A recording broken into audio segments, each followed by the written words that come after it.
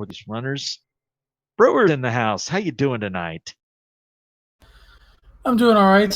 Sorry about that. I had to get through a little bit of road construction here. How you doing?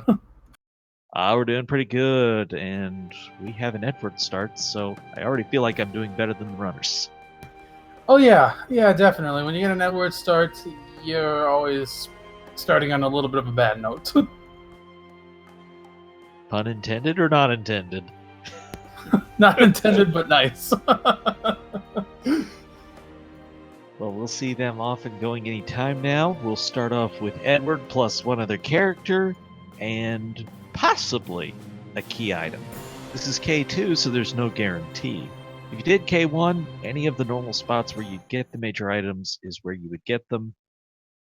And I just unfortunately had a crash. Tella. Yeah, we got Tella as our second item, and Twin Harp is our key item to start. This is not a very kind start. You know, Tella can actually do a lot. He's not bad for picking up the slack of Edward depending on what you have to go through. If you have to go through one of the harder bosses, it's going to suffer a bit, because he's not going to get magic as you level. Yeah, I mean, this might incentivize them to prioritize ordeals, but there's other places they'll check first, of course. It makes it very likely we're going to get to hear the music tonight. That too. We already have the Dark Elf spot on the table. And there's Sid in the Baron Inn. So, might be going for him a little later. Yeah, so one of the biggest differences in this round versus what we did to get here is the treasure chests have been turned down a little bit in value. You'll still get some great stuff, but you're not going to find a lot of adamants or ribbons in chests. It's scaled down a bit. Yeah, you're not going to find those top tier items. You'll find some good stuff, but not the top stuff. You'll also find in shops, you won't find stuff. I don't think you can buy like offensive items in this one. And you won't find as good of items in shops as well, but you can still find some good stuff there too. With the S2 flag, you're really looking for the gated shops. The ones that are blocked by an item. So for example, in Baron, you can't get in to the shop. But once you have the Baron key, you can. Those are the ones that are going to have your better stuff. You still get some basic things out of the overworld S2s. For example, Cure 2 should be available. Yeah, so it's definitely not horrible for them, but it's still a step down. And there is one nice thing to tell it right there, is that he has access to the exit spell right off the bat, so that'll help move me through dungeons a little bit more. You have exit, you have life, and he's got some black magic. It's not great, but for the early battles, it can carry you. So he's not a bad early pickup, it's just when you start talking mid-game, you'd rather have better. If you use sirens in these treasure chests, they can help in a pinch. Yeah, absolutely. It'll get you a couple quick levels if you need it later, so worth holding on to for a while. Poison Axe opens up options for using Sid in particular. We've got Lives and Coffins, plus Ether 2s for sale. This is in Toria. That is a really nice item shop. We may be seeing more of it later. Oh, and Starvales too. What a place to check for items. Yeah, that's a nice haul from there. The Hourglasses as well, but the Starvales are what help you get past early Bahamut, for example. Yeah, especially if we do find one of those tougher bosses, that will be invaluable. Also, wanted to say some thank yous before we get into a boss fight here. So thank you RPG Limit Break for hosting us tonight. Thank you The Fizz for being our restreamer. And Neon Gray for doing the tracking tonight. All the efforts greatly appreciated. Now we're going to get our first look at possibly a boss fight, or just maybe what boss is here, because neerrm has landed at the back of Mount Hobbs, as I like to call it, a Chew Mountain. and find out who is up here. There's a character available here, but you have to go through a boss fight to get them. Another Edward.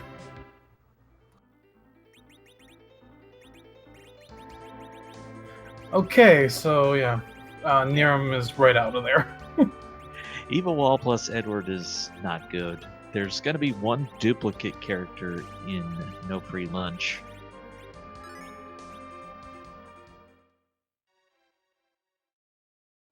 Yeah, neerrm has moved on. He's gone to Antlion Cave, a standard early play.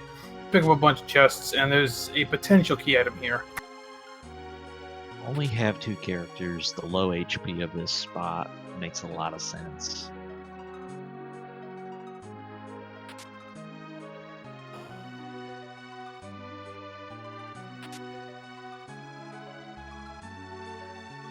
Thunder Rod. We're finding some okay stuff so far.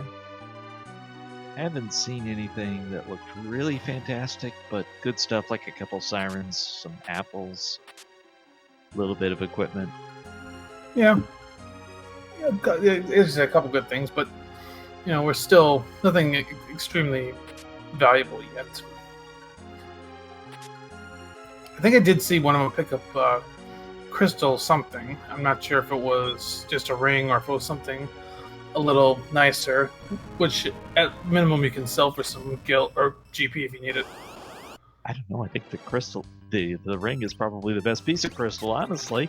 Used by the most people. That's true. Oh, we got Bahamut. So the Star Veils were for sale in Toria, but actually he's going to be so low HP here. I think Teledoing Ice will get the job done. Or Lit, I don't know. What do I know? Yeah, you are right. The crystal rings are nice. You definitely want to hold on to those, but other crystal equipment, it depends on if you're going to get Cecil or not. 160. Yeah, that's already over 400 damage. This should be alright. I think Edward is armed with mute arrows. Not necessarily Bahamut weak to them, but they're strong arrows, so doing a lot of damage here. We got 2 different strategies. We got one using Edward with a bow, and on Fred Coughlin's side, he was using the dancing dagger, and that's made short work of Bahamut. Considerably more damage output there, which is a product of dancing dagger. Doesn't care what level you are, it's going to do that same damage range. Yeah. Crystal Sword is not a key item, but it's a powerhouse weapon if we get Cecil. Absolutely. Arrows rely on Edward's stats, and he's level 1.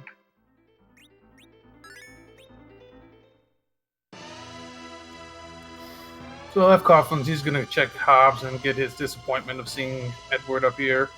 neerrm is the first over into Babul, as both Hippo and Sylverfyre are going to the Antlion Cave. Well, what we are really looking for right now is a way to progress the seed. One of the ways that might happen is with the magma key. One of the ways that may happen is with the hook. Could also be another key item like the Earth Crystal, but we don't yet know if hook is going to be required. For example, we're going to be able to do it with magma key, or what other bosses might block our progress.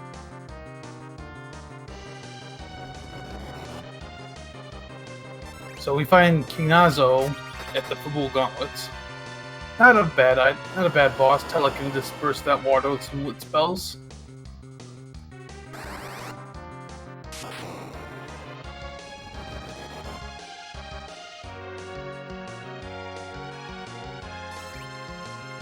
It came up in chat, I guess, a question about Dark Knight Cecil. Cecil is going to start in Dark Knight form until you complete Mount Ordeals, then you change to Paladin. That is all regardless of if he's in your party or not.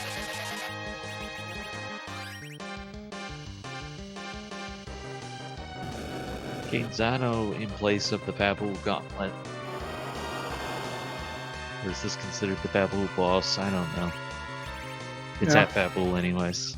Mm-hmm. Either way. Not doing too much damage since it is a lower level spot, lower stat spot. Wave being HP, you're not too afraid here. It helps if you know the mechanics of this fight and when to use lit versus ice. When the water is gathered, that's when you want lit. If the water's not gathered, ice is actually going to deal more damage.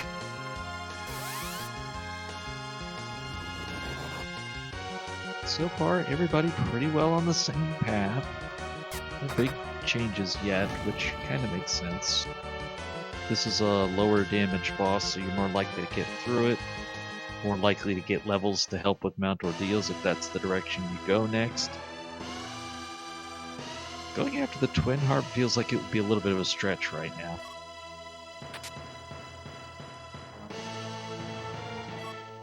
Got neerrm through Kainazo and gets a Murasame. So not a key item. Well, that still leaves us with spots at Mount Ordeal, Barren Inn, and the Twin Harp as possible key item locations.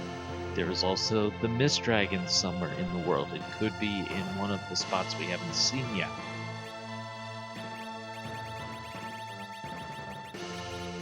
It'll be interesting to see which play they make next. If they go for the Barren Inn, you can at least pick up Sid. If you go to Ordeals, you can potentially get Telespells unlocked. And yeah, then there's the Twin Harp in the Magna Cave, which could be a little tough right now, but could also be what you need to go for anyway. I don't know that there is necessarily a right play right now, but I think items are going to dictate a lot. You've got an Ice 2 there with the Nodus, which neerrm just sold. But going to the Barren Inn and getting Sid kind of feels best to me right now. Yeah, grab that third character. Plus, Sid is a bit higher leveled, so it would help you. I think they have picked up. Well, some of them may have picked up that poison axe we're talking about. So that's a nice weapon potentially for him. Question in chat: do they use glitches? Though this is an any percent run, we're in a mode called glitchless, which will block things like the duplication glitch. However, it is still pretty common to see the life glitch used, since that isn't blocked, which basically gives you the experience of killing 2 monsters instead of 1. We may see that come up later, especially if we do a D-machine grind. But things like warp to get the darkness crystal will be disabled.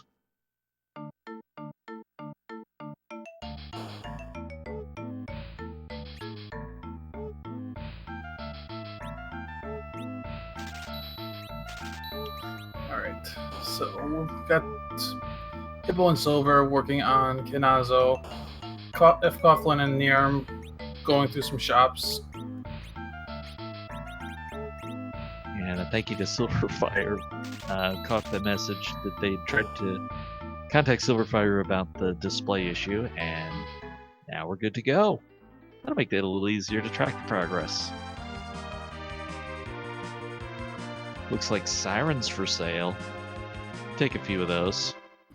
Oh, that's a good find. That'll be good for your grind when you get to it.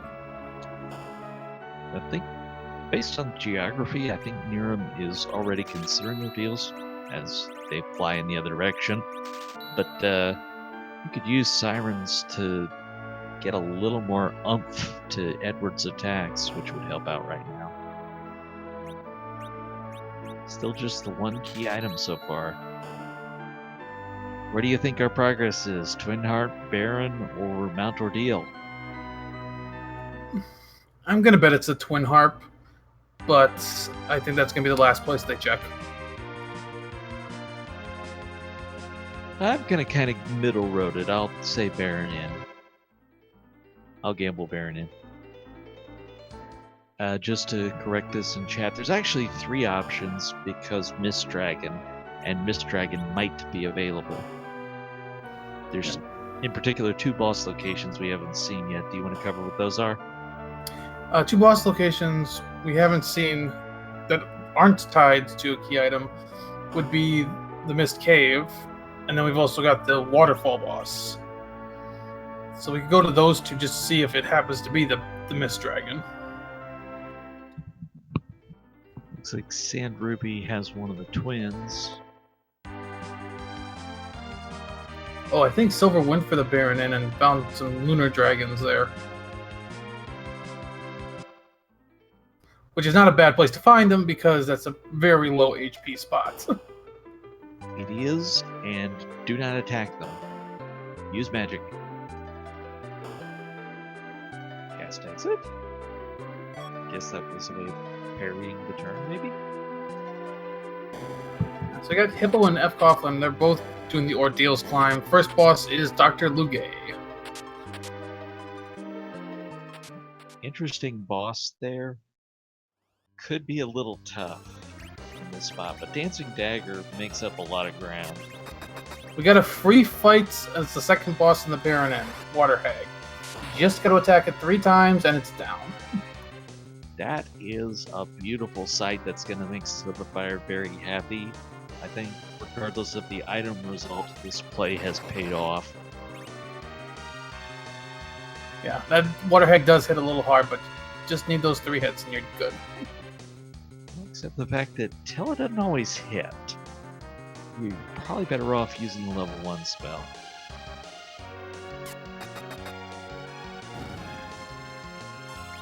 Or just an item as well. I think Silver's going to be able to get this. Alright. Ooh, not the Ice 2! Or I guess that's only Ice 1. And we get the Earth Crystal. That opens up the Tower of Zot. Which is an interesting play because not only is there a potential key item up there, but there's also 2 characters. I wonder if there's enough firepower for this party to get through that just yet. You might need Ordeals just to toughen up a little more, but I think you're going to make the Earth Crystal play before you say go to the subworld. Going for Archer Sid is interesting. Maybe didn't get the Poison Axe, or maybe just likes Archer Sid better. Yep, Silver's going to join everybody else on Ordeals now.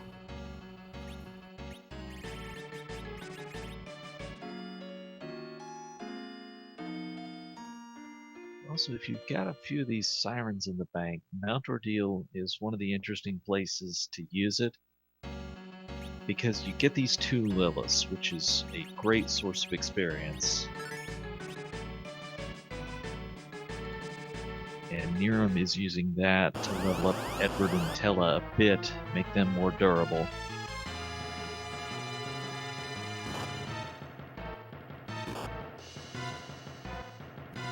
The second fight on Ordeals is that the Gauntlet? I think that's the Fcoughlin Gauntlet. Yep, the other blue cloak. Which is not a bad thing, but it's going to be a little bit of time to get through this. But at the same time, this is kind of weird to look at the Fcoughlin Gauntlet from the other side.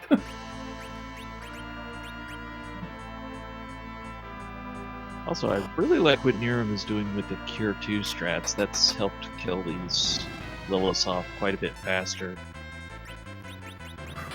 Unfortunately, on Hippo's side, Edward's hiding, so it's up to Tella for now.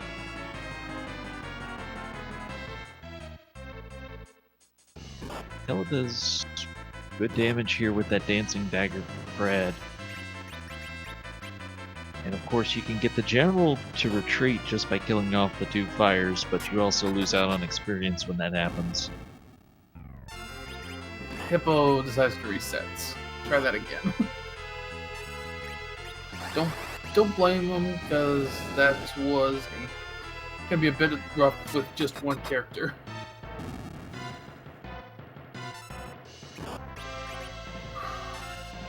Got fcoughlin. He's taking on the going through the gauntlet still.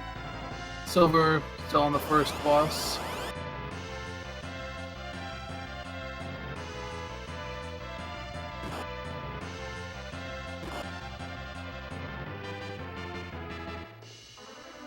neerrm's been grinding some Liliths for a little bit. When neerrm goes forward, this should be quite a bit faster just for more damage from Archer Edward.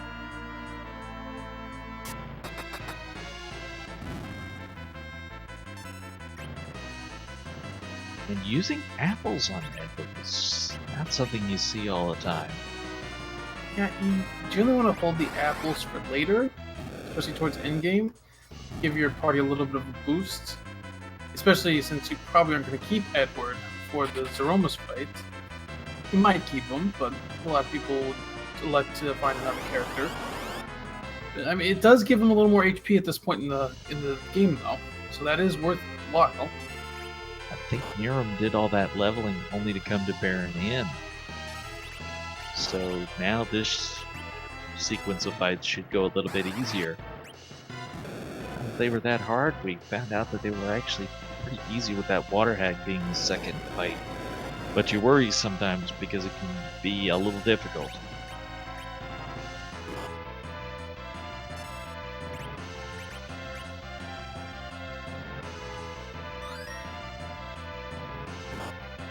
Right, so fcoughlin approaching the end of the gauntlet.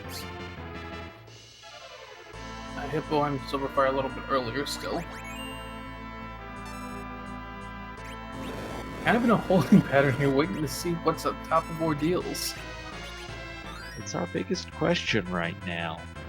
That's where all the runners have basically taken their direction to. Although neerrm could take the Earth Crystal play.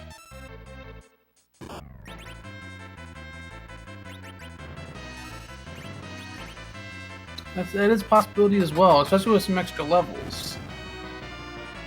See what they decide to do once they see the Earth Crystal.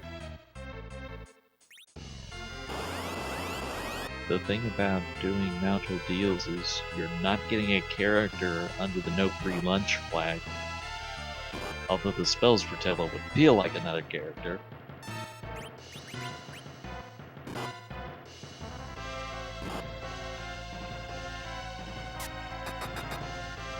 Still waiting to see somebody get past the whole gauntlet here on Mount Ordeal.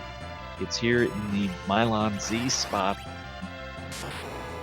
And you're going to need it only to fight another boss. Yeah. So I hope you brought a tent. That's right, I got one more boss after this. neerrm had that poison axe handy for Civ. Everything else had a Zeus gauntlet, so I'm a little curious about what chest they may have gotten that from that neerrm did not. Unless neerrm just didn't get down that part yet. Ah, there we go.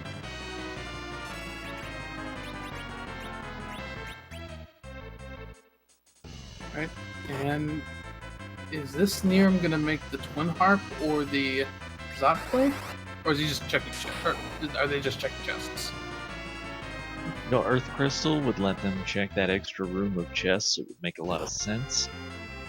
Zot would still make a lot of sense for trying to get the extra character if you think you have enough firepower to do it. neerrm's in a better position for that because of the level grinding.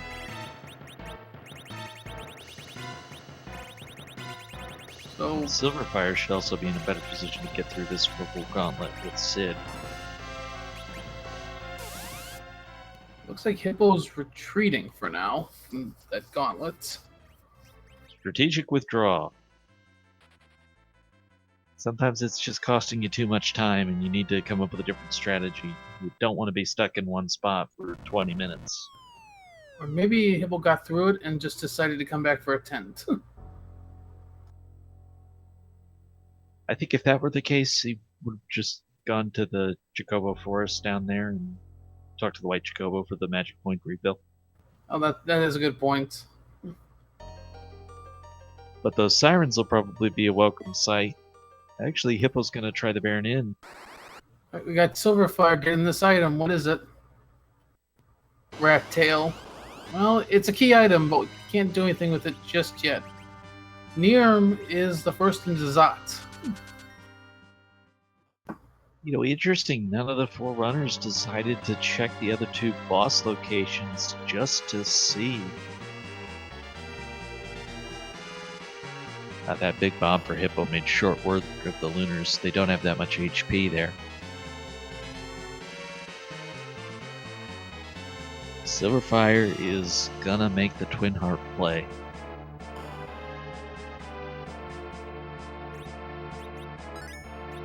It seems. Thank you HSF for the Twitch Prime sub to RPG Limit Break. Happy to see them get supported. A lot of great content RPG Limit Break is given to us.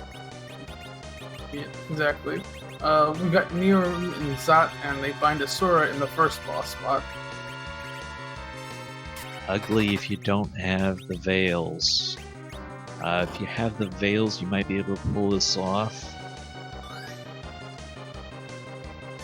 If you have mute arrows, so much the better. Only 2 of them feels bad.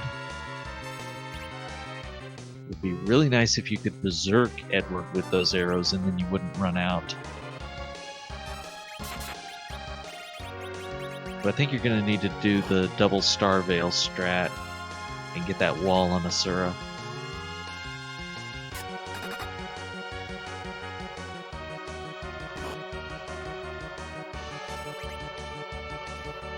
That's what neerrm does. Okay, the hits from Asura are not that bad, so that puts time on your side. Edward doing nice damage with that mute arrow. Yeah, this should be somewhat easy for neerrm at this point. Maybe Actually, only 2 mute arrows. It's not going to have the damage output, so this is a long fight. Yeah. It's going to be an easier fight, but it is going to be a long one. I did not see the mute dagger. That's going to help. So you can see that's about half the damage that the arrows did. Oh, gotta heal Edward before he goes and hides.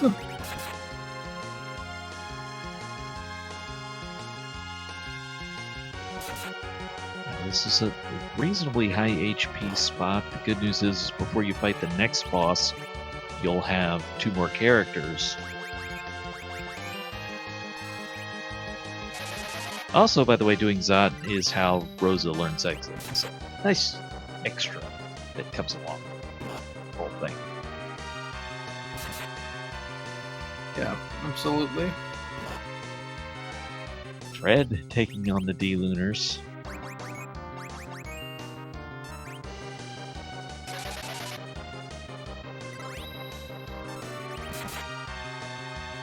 Oh, chat corrects me. Edward won't hide on a boss, so don't have to worry about that.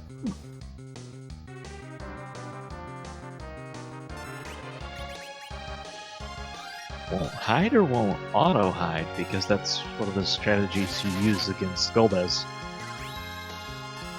I guess they meant auto-hide.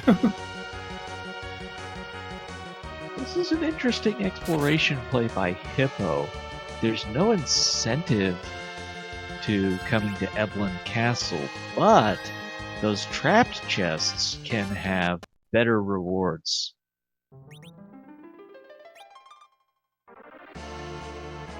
Ooh, I think Asura got a cure 4 off and with the reflect down, and neerrm's gonna restart. Oh yeah, 8,000 HP had been close to the end of that fight too. This Flame Dog is non-trivial, but Sylverfyre is past it. Ice will do nice damage, so if you got a good Ice 2 item, it's very useful there.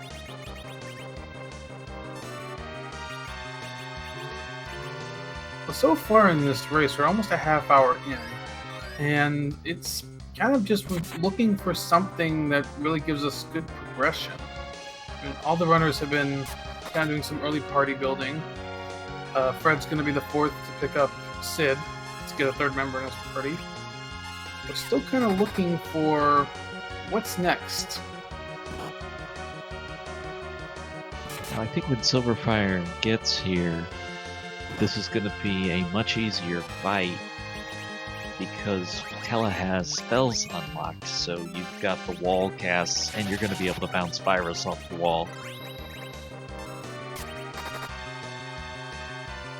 And that is the advantage of going to Ordeals first, is those extra spells for Tella.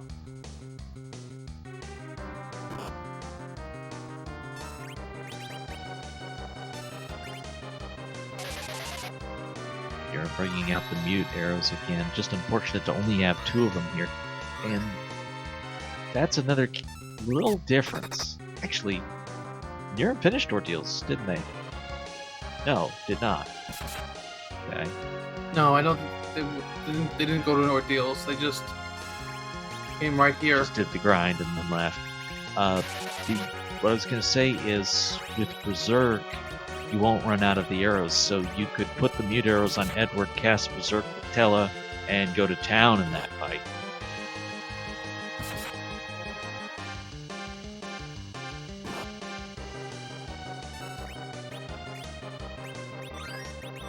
You can cast the wall on Sura.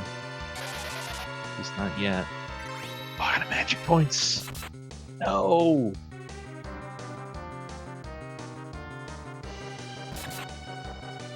But a Star Veil, so still a chance there. Well, it looks like we've got an El Magus raid. Thank you, people coming from El Magus' stream, and El Magus, of course. We are in the midst of the highway to the Zemus-Zone, and we are looking for progress. It's been in short supply. You know you're in for something when you start with Edward as your first character. neerrm's got Asura down. About to find out what 2 characters are behind. And sometimes you don't know how to prepare for a boss until after you've gone through it, and then you know what you need, and it's a lot easier. Silver also through the boss. Just so much faster for Silver because having Ordeal done, having the spells on Tella, just so many things different. Alright, what are our 2 characters? First, We know it's not going to be the duplicate because we've already found that. looks like that's Palom? Or is that Porum? I always forget which one's which. I just remember green cape, white magic, orange cape, black magic. Okay, so that is Porum, which is a white mage, which you don't really have a dedicated one yet. But who's our second? It is Rydia. Lydia is a mix between can be ridiculously overpowered and just not helping us a lot. But a mage-heavy party right now. And we got our second boss battle. Who are getting seconds? Also, Fred gonna serenade us. Well, not serenade us, but we get to hear the song. Well, that's a nice battle on neerrm's side. Just the Kaipo in guards.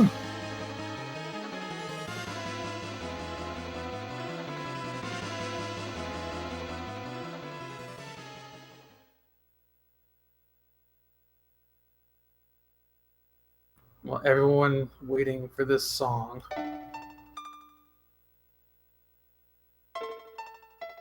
Yeah, I'm just holding out until we hear it.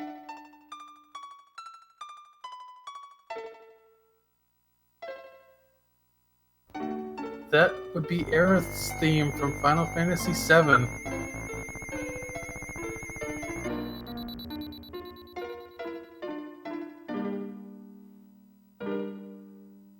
This is the one spot I don't mind getting the Pebble Gauntlet in. Just enjoy the tunes for a little bit.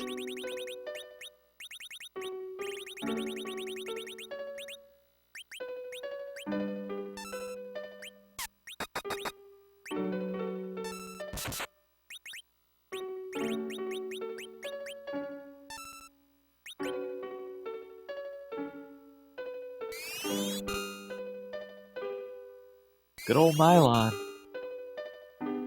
at the Dark Elf spot, and Hippo is probably going to make easy work of Mount Ordeal at this point.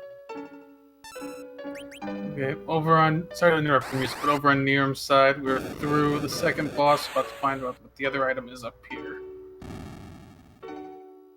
Also kept everybody alive, so a nice little XP boost.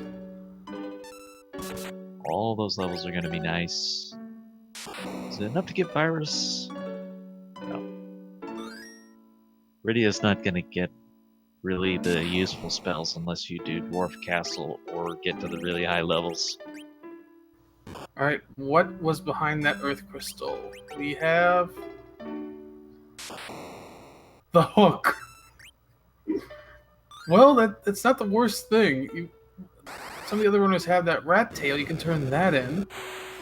But, yeah, at this point now, for neerrm, gotta make a decision on what to do next. And I think neerrm's going for ordeals. The thing about a hook seed is you want to be sure first. Yeah, and, well, the ones that have the rat tail, they're going to obviously go turn that in first, and that's exactly what Silver's going to go do. Pick up the hook, or the hovercraft, and turn that rat tail in. We still have not had anybody duck in to those other two caves to check for the Mist Dragon.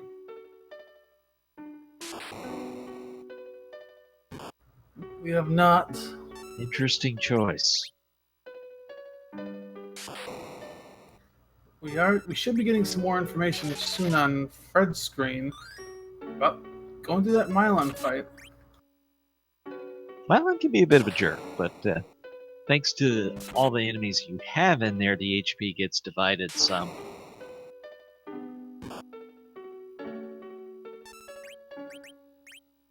Mylon still gets the biggest chunk of it, but some of it gets siphoned off to the riffraff. Sylverfyre has picked up the hovercraft, so we should soon find out the rat tail item.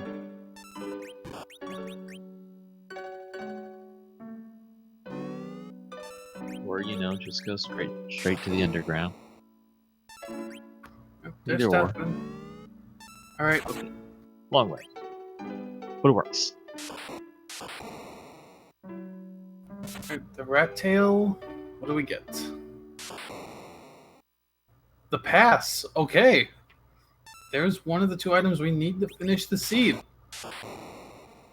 Unfortunately, though... Our access to the final boss still need enough power to actually beat the boss. And the crystal. Yeah. But still, it is a nice thing to find, but at the same time, it still kind of blocks our progression. Unless that hook is the way to the underworld. K2, the pass a little less valuable, because so many times you end up finding the crystal on the moon anyways. And there's the pink tail under the twin harp. So you'll get an adamant armor, but that's not progression. It is a key item, so you're closer to the double experience. However, that means almost certainly we're dealing with a hook seed, and Fred wishes had a little bit more magic points on Tella.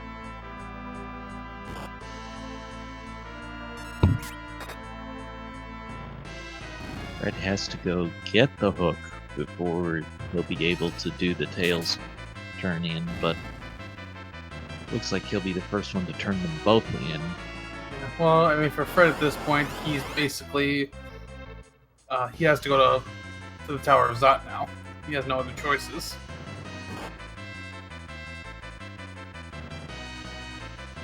The chances of this dragon being in one of those two spots we haven't seen are low, but they're real. So that's what surprises me, that out of Forerunners, nobody has made that play.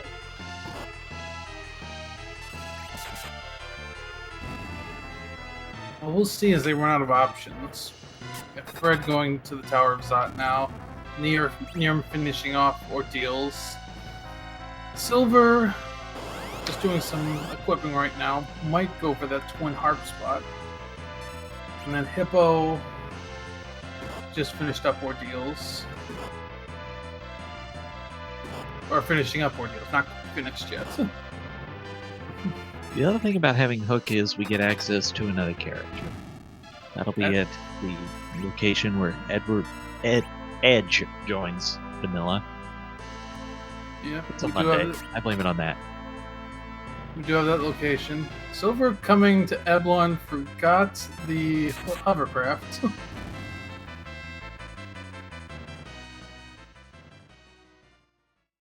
was wondering if we were going to see a chest check there. The reason you would do that is the trapped treasure chests draw from a better pool of items, so you get chances to get some high-end stuff if you decide to make that play. A lot of people won't take the extra time because you don't need it. Well, we do see Silver going to be the first to play into the Eblon Cave, potentially into Babel. We'll get one character. There are chests down here. There is a trap chest as one of these as well. The Staleman, which can be a little rough if you're unprepared, but I think Silver is plenty well set up for that.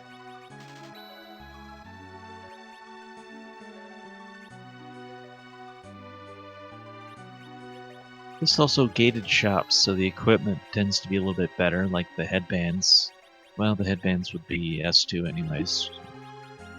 Not much there. Not much in the weapon shop either. Silver did find a cat claw, so that would be useful for gang. We found a lot of in-game weapons just for people we don't have yet. So, potential question coming up here. Silver's going to find that character shortly. Already has a full 5-member party. If you're in Silver's Bye, Edward. spot... Okay. I can't really imagine who would be there, and I would keep Edward over them. Or even dismiss anyone else. Like, even if it was Rosa and it's giving me 2 white mages, I'll take Rosa as an archer over Edward as an archer. Yeah, I suppose, most runners are going to do that. They're going to dump Edward here. Assuming, well, we already found a duplicate, so it's going to be somebody new. El Magus, there is one reason that won't work out, and it's that we've already seen duplicate Edward. It was like Mount Hops. Yeah, I know some people might not want the duplicate mages, so I was thinking maybe you'd have somebody who would go for to keep Edward over that, but... There's the trap chest you mentioned. Yep, one trap chest in here. Gonna use the stop on these. Ooh, but that axe did some really good work on them.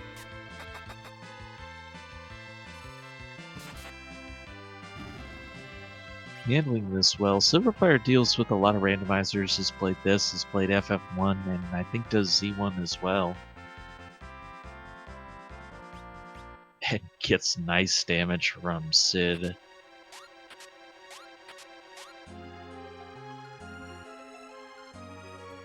Should be finding out soon who this character is up here. We're almost there.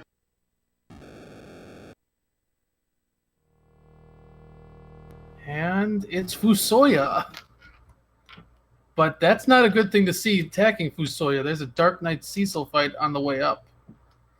Which, it's one of those fights that you just have to defend for 3 turns, but he's going to put out some damage. However, if you bring Fu over Edward, you now have 3 people who can cast healing spells on your party all the while. That is very true. So may not be the worst news. Although Chad actually making a good point. That is one of the fights where Edward can shine. Interestingly enough. So could possibly make an argument for dropping Tella instead there and counting on Fu. This is F2, so Fu is not full powered, and we haven't seen what spells he has yet. Yeah, they fought. Okay, he's at 1400, so he's 5 bosses from full power. Now I bet you wish you'd check those other 2 spots. Got Warp, got Meteo, and Virus. And Stone, and Quake. So good stuff there. Life 2, Cure 3. Excellent spell lineup.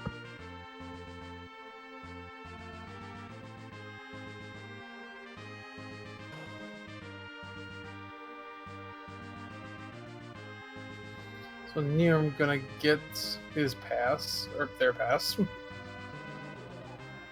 Yep. This has played out mostly linear. Sylverfyre and neerrm probably had the biggest divergences, and I think we're seeing the results of that. neerrm did the short grind for levels on Mount Ordeal.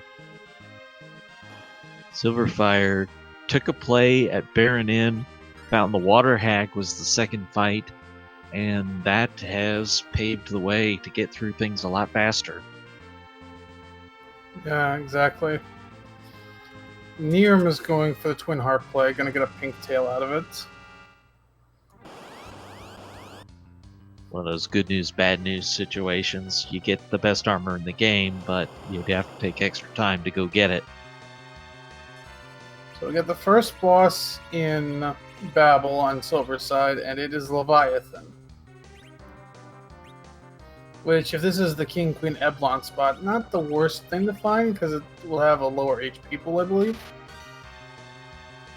Yeah, it'd be nice to have Nuke or Lit 3 here, but still with Fires, Quake, it could be fine. Yeah, and Ice 2 just does nothing, so you take the percentage damage, and that's gonna be it.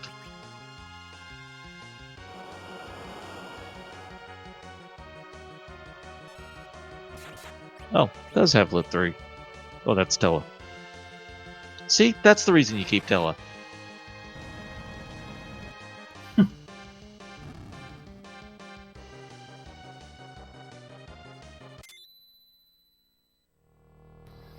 Yeah, Silver is through the Leviathan fight.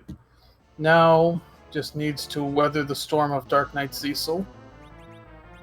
You've got Fu with a lot of HP.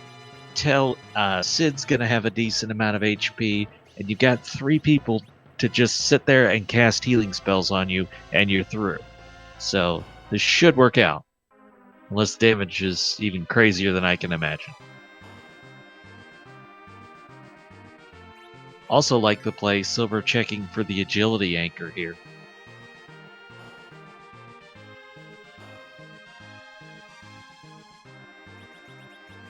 Magus thinks Fu could take all 3 waves with no heal needed. I wouldn't disagree. Because who am I to disagree with Magus? But also there's the idea of keeping people alive to get experience, because that's the Rubicon fight. Randomania giving us a raid tonight. Thank you, Randomania. Oh yeah, yeah. Magus is right. Fu will easily take all of these. As long as he doesn't. The Silk Web? Does that count as an attack? I don't know. As long as Silver doesn't actually attack Dark Knight Cecil, they'll be fine.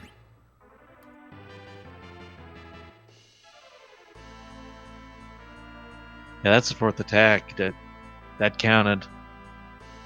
But still through it, so... Okay, never mind. Now, if this had been the... I think it's the...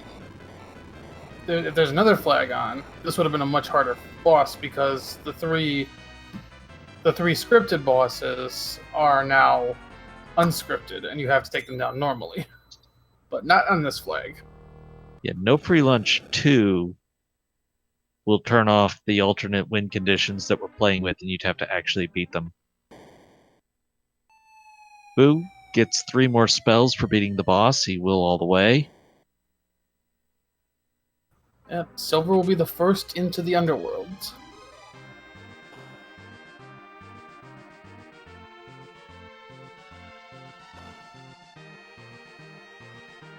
So chat makes a good point. Had this been an N2 flag, a Dark Knight Cecil would not have been there. There's technically still a chance that wasn't actually blocking the path to the underworld. I'm saying there's a chance. Not a big one, but a chance. That's true.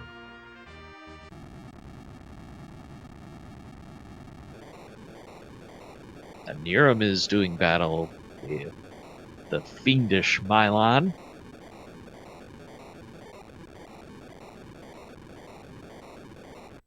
So, Silver's in the underworld. Got some items you can check quick. You can go right to the Land of Summons for basically a free key item.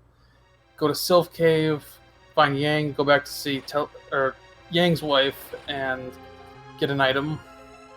Though you'd like to have the pan for that first. But who knows where that is. I am a fan of the play of going to summon monsters first. You have access to the first spot right away with the treasure chest. You can take a peek at who's in the Asura and Leviathan spots and see what that looks like. Yeah. Maybe something looks viable, maybe something looks terrifying. And we saw that, like, actually the last race I commentated on, we saw how big that can be, because in that race, King and Queen Eblon were down in one of the summons monster fights, and they were holding the crystal. Fred does the double tail turn in, so now he's got a pass and an adamant armor, the first one to get the adamant armor. Right, so we're going to check this key item. It is an adamant. Okay, halfway to an Excalibur that we could throw at a boss, because we've already got Crystal Sword. Well, it's a key item, so gets them closer to the 10 key items. The other thing about coming to summon monsters is what we're seeing sylverfyre look at now. The shops here are gated, so likely to have better things. Lives and coffins, Fred's seeing. Question in chat, are there flags for any boss to not be blocking the underworld? Yes, there are particular bosses under these flag rules that cannot block the path to the subworld. If you'd like more, I'm sure we'll get the link up shortly to the Free Enterprise website, and a lot of that is defined in the notes. Or you can join us in the Discord and feel free to ask all the questions your heart desires. Maybe somebody else has even already asked the ones you haven't thought of yet. And thank you to the great Scala Kitty, who's here with us tonight, and post all those links. So neerrm going to go turn into tails. Or the pink tail, at least. Hasn't seen that one yet.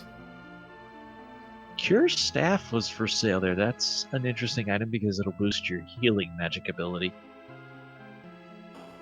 Okay. So we saw the King and Queen. One of those was the CPU. The other didn't quite catch it. It was the purple robes one. That's going to be Mylon C. Okay. Since we've already fought Mylon. Sylverfyre resting. Could be thinking about going for those fights.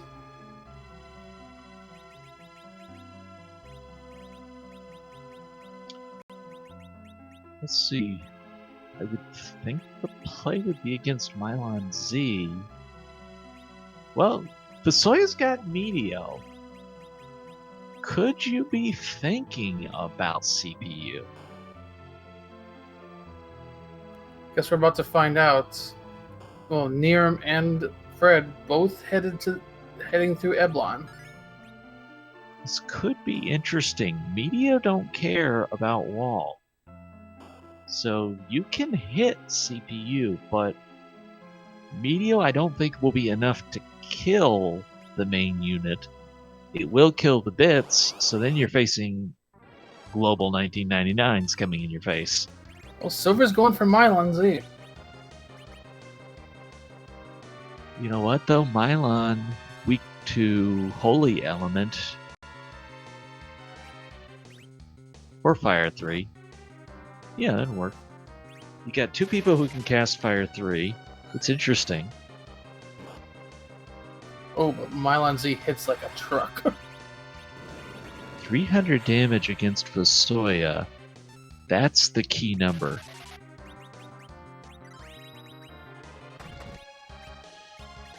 I think this fight looks very doable. Mylon would have to be faster than this. It might just be Vasoya at the end, but this is looking very viable to me. Especially since Fusoya hit Mylon with a 6100 Fire 3.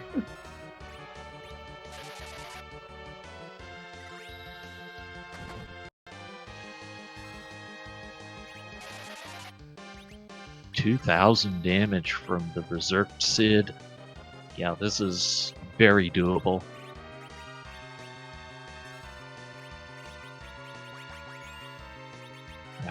This is what party selection can do for you. This is why there's advantages to having Tella. His magic points don't go far in Zeramo's fight, but otherwise, that's still enough magic points to do a lot. Absolutely. Of course, why the Fiend of Earth is vulnerable to an Earth Hammer is a question for the ages. When you think about it, in Final Fantasy 1 and Final Fantasy 4, the Earth Fiend in both was an undead monster.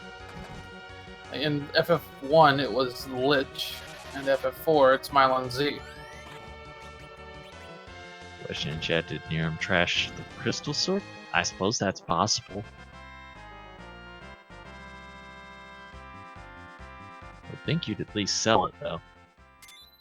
The silver is through Mylon Z. Let's see what they get. With all 4 party members alive, so great source of experience as well. Oh, and neerrm's checking the Mist Dragon. Silver picks up the Stardust Rod. Nice rod there. And we got Sandy, Cindy, and Mindy at the Mist Dragon spot, which will be a very quick fight. Yeah, Quake's gonna just blink and you'll miss this. I blinked, I missed it! So I gotta believe neerrm is also gonna head over to that waterfall next. P.S. I mentioned earlier that we still might see runners do the life glitch, and that's exactly what fcoughlin did against these Mad Ogres. When killing the Mad Ogres, he used a life potions as they were disappearing, which ends up making them give you the experience of 2 Mad Ogres instead of 1. So instead of killing 4, it's like killing 7. It's a nice bonus experience. Looks like Silver wants to take the shot at CPU.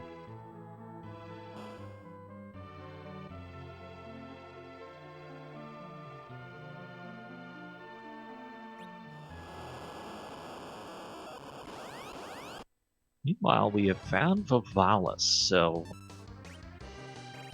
Well, I guess it could still be the Magma Key, actually, even though Vivalis now shouldn't be blocking the subworld.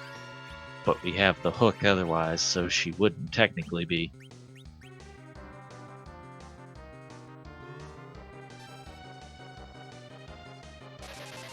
Oh, chat making a good point. She doesn't have a key item here. This is just for Foo's hit points and magic points. Yeah.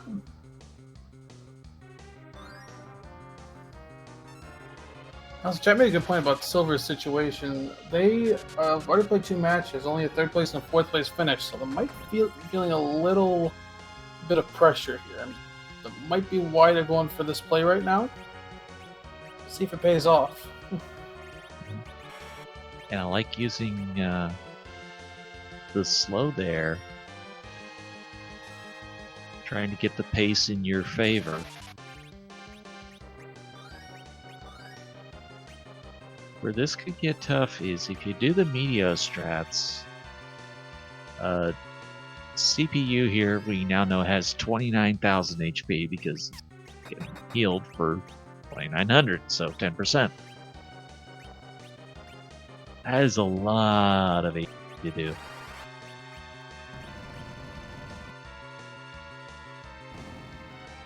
And even if you're doing it at Meteor, you're gonna need 3 of those to do this with no healing. Check out the attacker. Probably not exactly what you were looking for, but if you're taking one of these orders, it's generally better to take out the defender because of the remedies. The attacker only does mazers, which as long as you're keeping your party healed, won't kill you.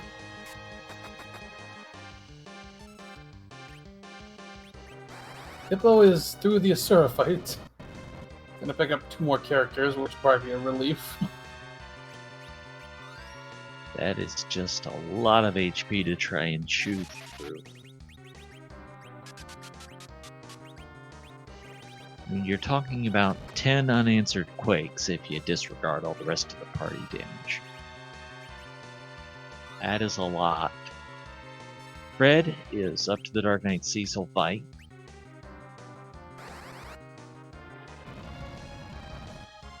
Looks like this fight with Silver's almost in a stalemate. Don't know if Silver's doing the damage fast enough to get through it.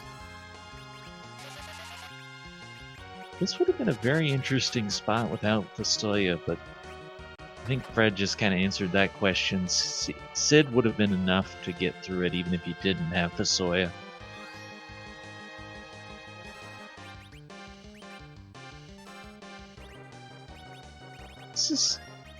I think if you're going to do this fight for Sylverfyre, you got to fire off the Meteo. You're going to eat a couple globals and lose party members, but you can bring them back. I think after 2, the orbs will revive, and then you've got a chance to kill off the healer and deal with the mazers for the rest of it. Yeah, the mazers are annoying, but they only do 10% of everybody's max HP. So, as long as you heal between before 10 of them go off, you're fine. You're gonna use fast, get a little more speed on Fusoya, but it still might not be enough. Basically, what we have right now is a situation where it's drawing pretty even between Quake and the healing. So it's whatever everybody else does is actually the damage that's counting towards 29,000 HP.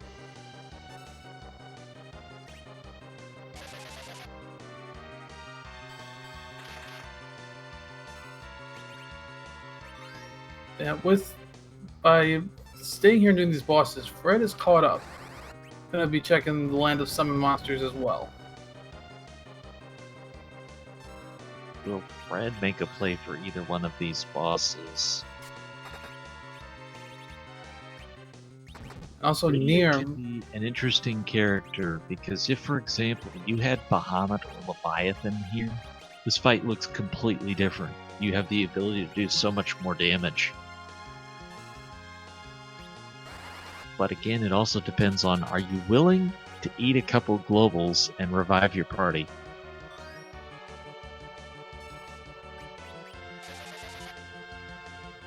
So trying to do this the safer way, but the safer way costs time.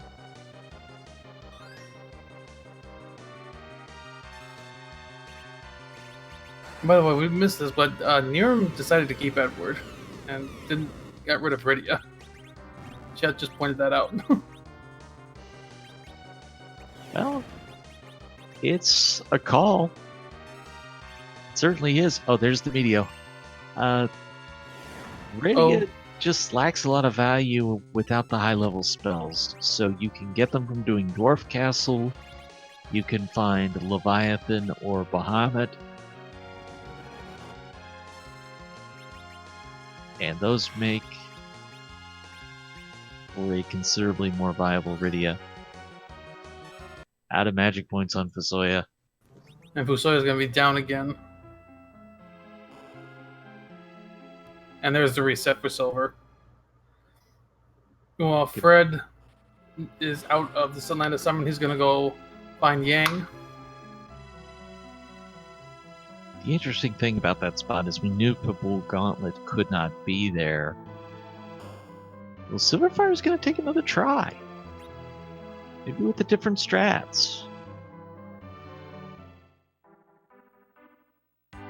But we knew Pabul Gauntlet couldn't be here. There's still some easier fights that could have been here, so it's worth trying or taking a peek at to see what's there.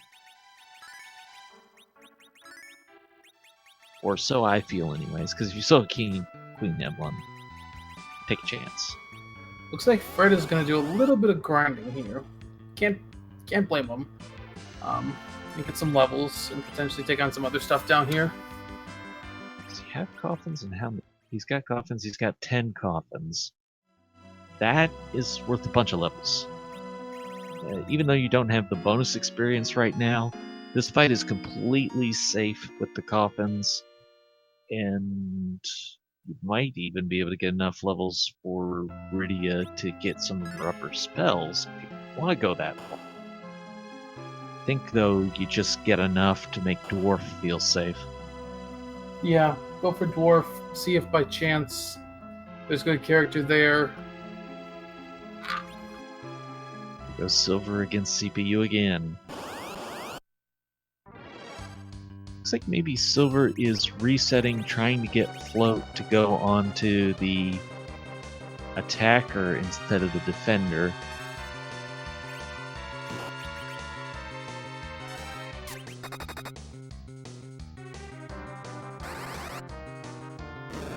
This is so interesting because it's what you think in the moment versus what we know from the third-party perspective. If Silver had any idea they were this far out in front before they got here, I don't think they'd have made this play at all. Yeah, I agree. I wouldn't be surprised if they just thought they were way behind getting through and just went for this because of that. They do another reset. neerrm, though, is going to take on the Mylon Z fight at least. As we saw, if you think you can beat it and you don't know what the item is yet, yeah, it's a chance to get something that could potentially be an advantage for you.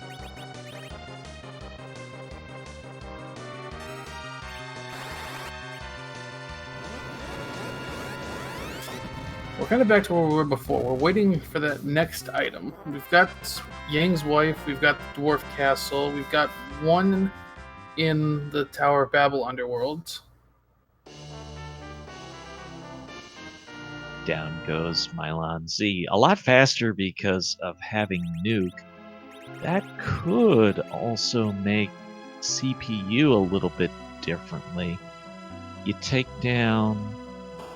You could one-shot either attacker or defender with Nuke, and then you could try wall strats for a 50% shot to get it on CPU. If you do that once, then you nail it with Meteo, you're over 50% of the way there. Could be interesting if you wanted to force the issue. Hippo going to be the fourth runner to pick up Lusoya and follow the path of the hook. We've got Fred going for Yang's wife. Gonna see if there's an item there. Well, it's a route divergence that could pay off because if this is right, it's big. The other thing is, unless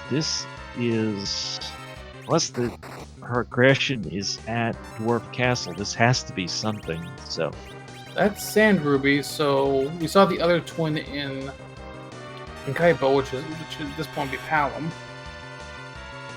You could do a Tela replacement. It would be an option.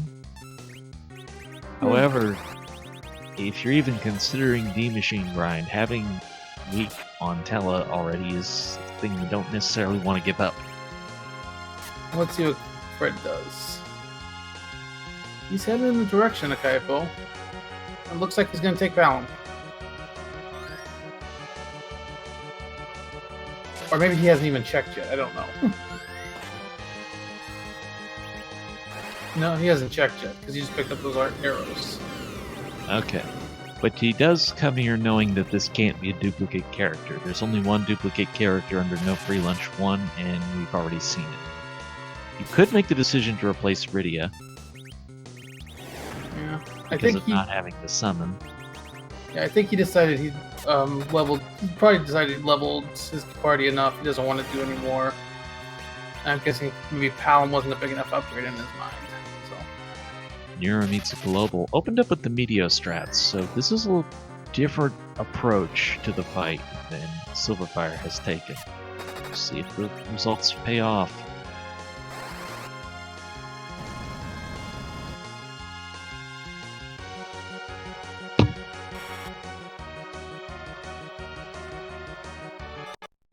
Having that archer also pays off here because they'll do the damage from the back row.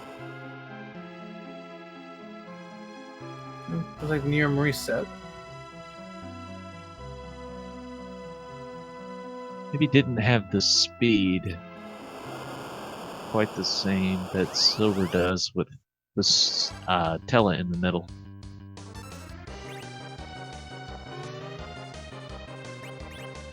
Hunter's investing a lot of time into CPU. That is something you don't see every day. I thought somebody might have gone for the dwarf castle by now. Dwarf Castle, and the other available spot is the boss at the top of Tower of Babel. Yeah. I mean, both of those would have taken less time by now. So, I mean, I gotta give them credit for committing. But if they don't get something out of this, they're gonna feel like they're even further behind. Question in chat, is this normal FF4? Well, what's your definition of normal? This is Free Enterprise, which is an open-world randomizer version of Final Fantasy IV. So it is the same basic game. We haven't done any crazy changes. We've just shuffled the boss, randomized the characters, randomized the treasures, shops.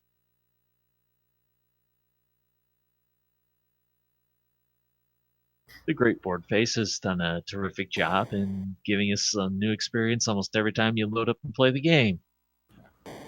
So, Fred's going for the Dwarf Castle, and it's Octomammon to start. I love the play because I love seeing something different, and I would have considered this the more standard play, but it ends up being the divergent play because everybody else is making the divergent play. Yeah, it's strange to say this is the divergent play here. A question in chat, do they fight Odin? You want to take that one on? They could fight Odin. It could be at any of the boss spots. There's also the Odin boss spot that could have a key item, actually, and could have any boss. So we could see Odin at some point in this. K2, aside from the normal K1 bosses, we add in all the summoned locations. So Sliff, Bahamut, Odin, Asura Leviathan. All possible places to get a key item. Also, all the moon bosses. Alright, so we got Fred through the first boss. He's about to see another character. Could be very interesting. Yang, Cecil, Kane. Oh, we got a Vanilla Golbez. Well, hope you have veils handy. And there's Cecil. Is he going to take him? He's taking have that Cecil. crystal sword still. Bye, Della. Thanks for your services.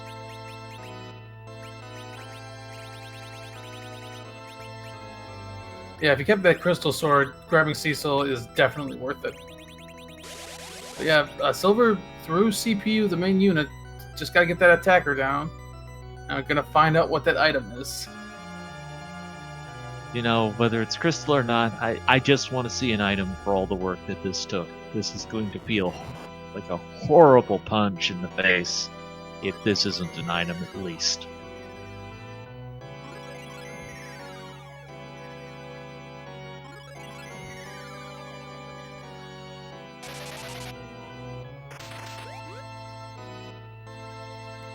Okay.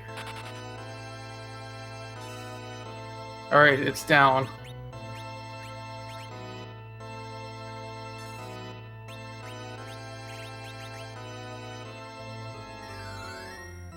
What is it? Darkness crystal. Okay. If the crystal's on the moon, that's big.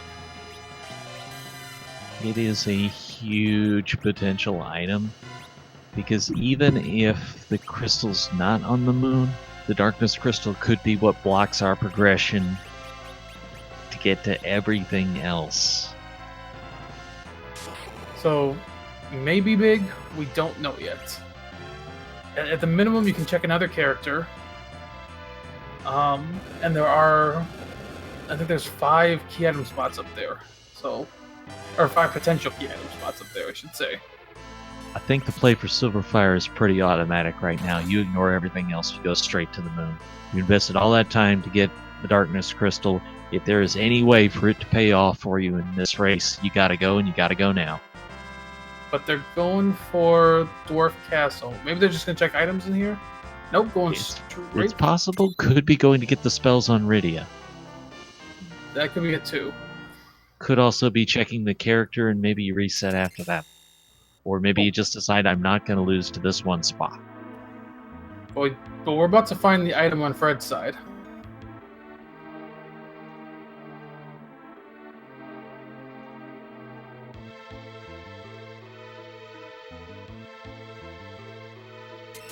After the slow-placed hand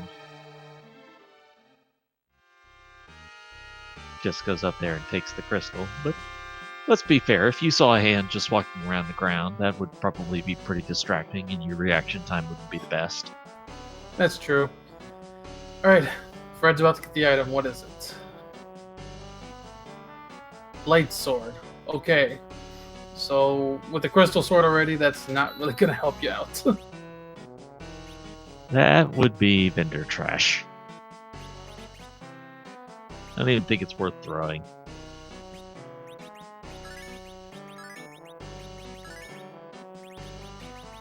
So, at this point, that Dark Crystal is looming a little bigger now.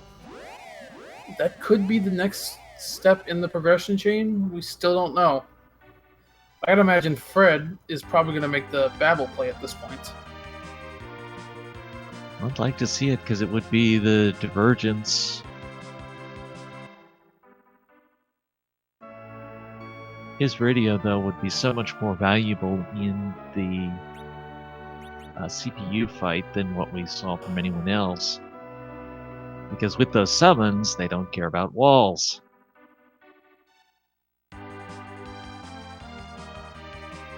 Life's for sale.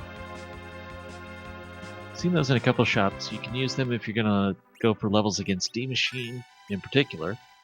neerrm has picked up the Darkness Crystal. Was able to do that fight considerably quicker than Sylverfyre was, although it did take several attempts.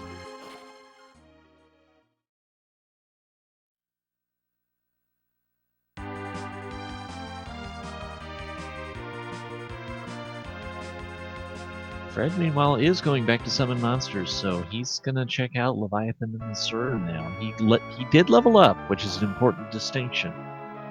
Fred went and took on a couple eggs to get more levels.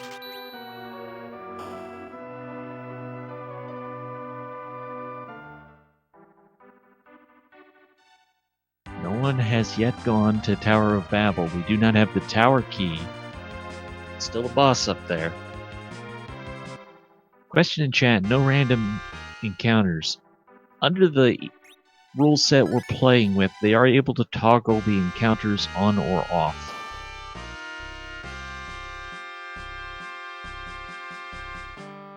And there's really no advantage to taking them.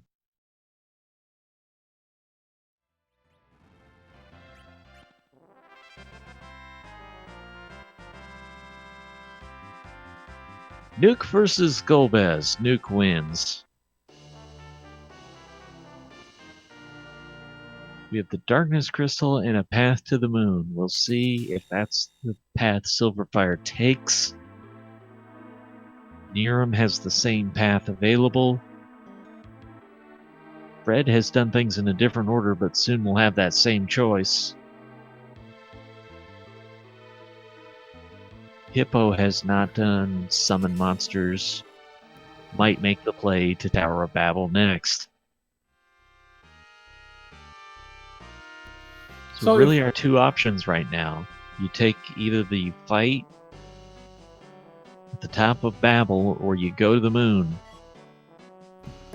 If you're in these runners' position, what are you going to do in this position? I said already that I think for Sylverfyre, do not pass go, do not collect $200, go straight to the moon. You worked so hard for that darkness crystal, you need to get up there and take advantage of it as soon as possible. I can understand this play, you don't want to lose to that spot. But anything else, just think you gotta go to the moon. And full clear it. Don't come back because anything directs you this way. Finish the moon. Yeah, that's fair enough. Taking so much time going for that is it definitely makes sense. Commit to your gamble, or commit to your choice. I should say, not necessarily a gamble, but commit to your choice. Yeah. There's a number of paths that can work. There's a number of plans that can work, but ultimately you just have to choose which one you're going to take to give yourself the best chance possible.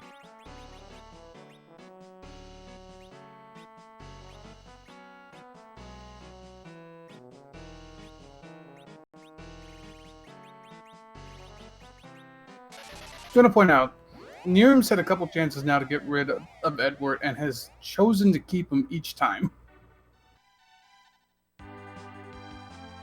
That's interesting because this is probably the most important fight you could have Edward for, and Edward's taking a nap.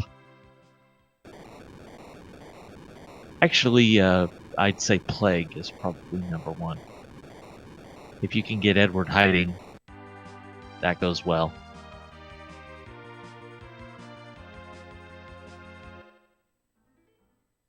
But some people are just Edward fans. What else can I say? Okay. Here's Sylverfyre making the play for the moon. Alright, I like it. Meanwhile, Hippo has also decided to go to summon monsters. You know, I almost feel like we're seeing a case of the runners overthinking themselves and maybe not taking all of the steps they could because they think, I gotta do something different. And because they all thought to do something different, they've all done largely the same things.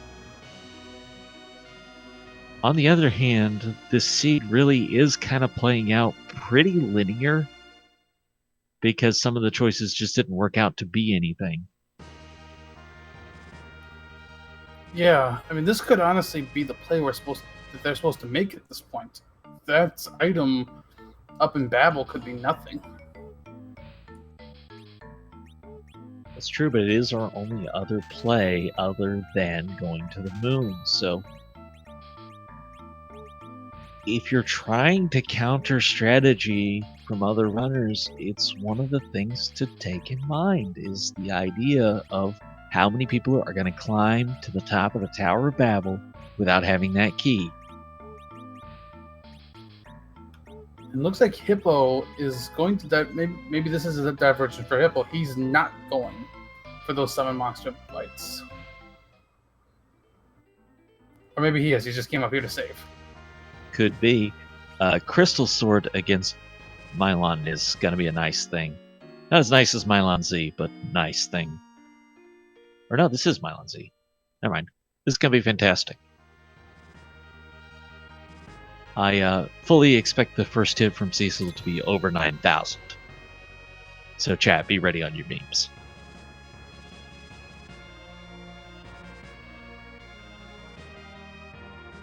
And yeah, I don't care what level Cecil is. It's going to be 4x damage because of the Holy Element.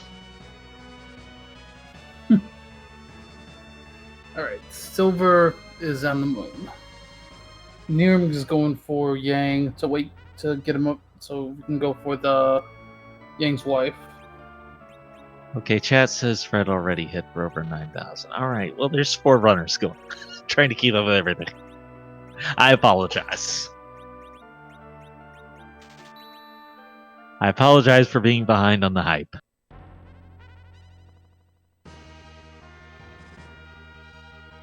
neerrm gonna grind a little bit. Fred did the same thing. It's not a bad play if it sets you up well for the rest of the game.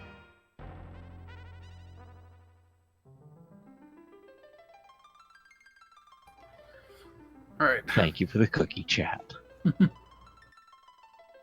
Alright, who's our character on the moon? Pretty high chance of it being Edge.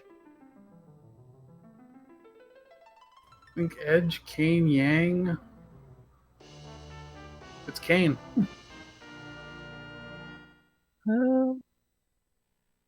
Kane's a choice. I don't know that we really have the weapon for him. Yeah, I don't know if we have that either.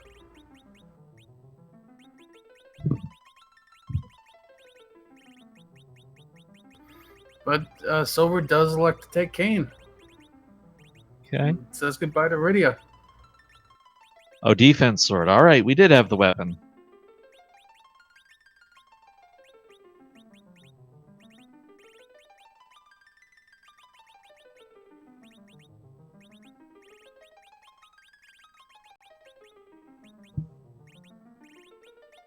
Apparently fighting the flame dog netted that defense sword, and that works out very well.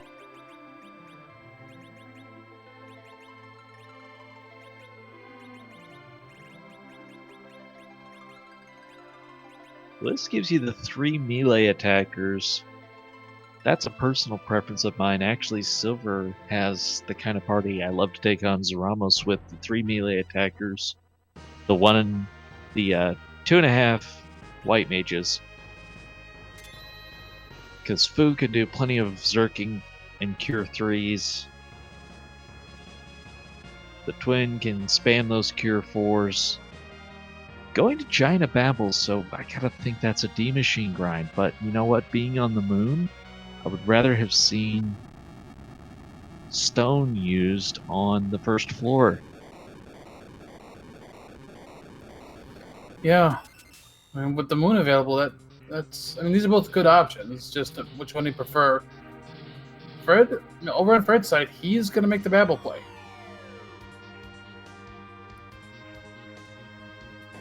The other consideration is, because of the time we are into this, you actually don't need as many levels. So the D machine grind, you really need to be getting more levels out of it to justify the time of the play versus, say, Sirens. But the higher level you start, the less you need it. Chad is making a good point that the Mist Dragon could be here. But oh, what a spot this would be to have the Mist Dragon in. Yeah, that would be kind of cruel. Okay, I got Rubicons up here. Definitely have enough firepower to take down Rubicon. The question is, will the reward be worth it?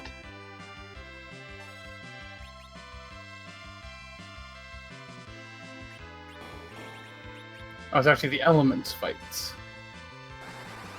Okay. That's the thing.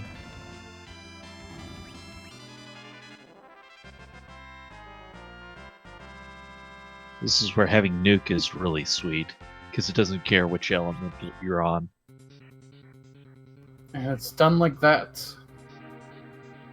And Legend's Sword, no, it looks like that Darkness Crystal is the progression.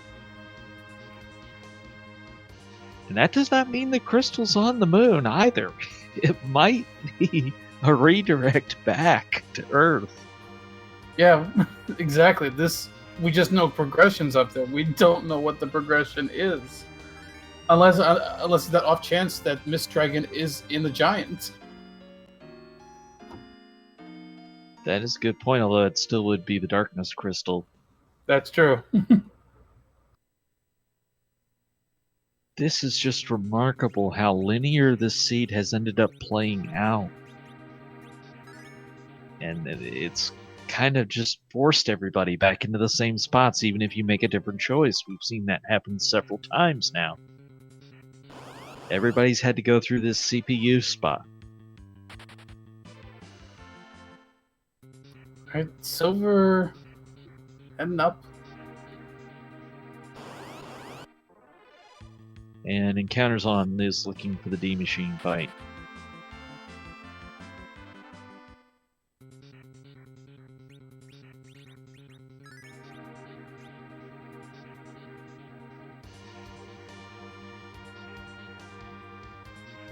neerrm and Fred both have their lunar whales up. Hippo, if he gets to this fight, he'll also have access to the lunar whale.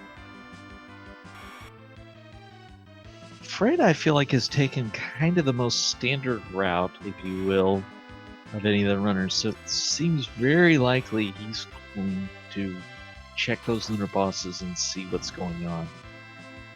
One of the things you don't want to forget in K2 is the Bahamut spot.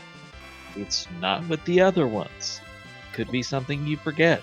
Yeah, that's neerrm, what... however, is not going to. A great runner knows this is a possible spot. Maybe even just check it to see, or maybe you see how well you can do in this fight. You've got wall, you've got nuke, you've got the ability to kill a lot of things.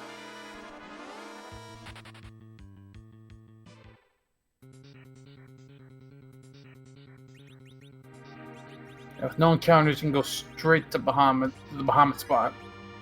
See what boss is there very shortly. But that encounter for Sylverfyre was the Horseman, not the D-Machine. Not the fight they were looking for. And it's the lunar boss up here at the Bahamut spot, Ogopogo. Well, it's an interesting one. It favors melee damage. neerrm is not really in the best shape to do a lot of that with just the two heavy hitters. Well, I'm not sure what Edward has for arrows right now. But this nuke is probably not going to be well received. Not at all. Everyone's still alive, though. That actually not bad damage. That's a worthy trade-off. I'd do it again.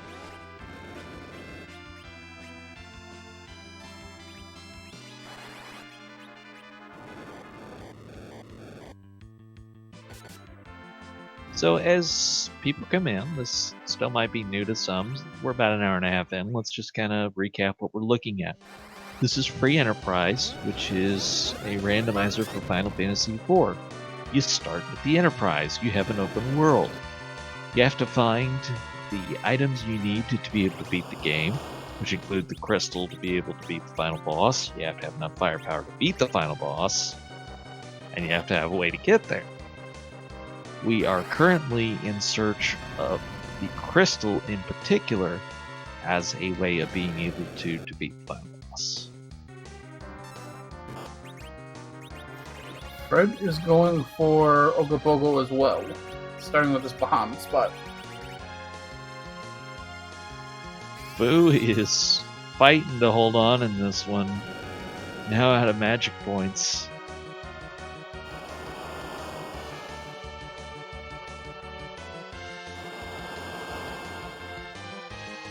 Trying hard. I think Fu might have adamant armor as well. That's why he's still standing. He's hanging in there.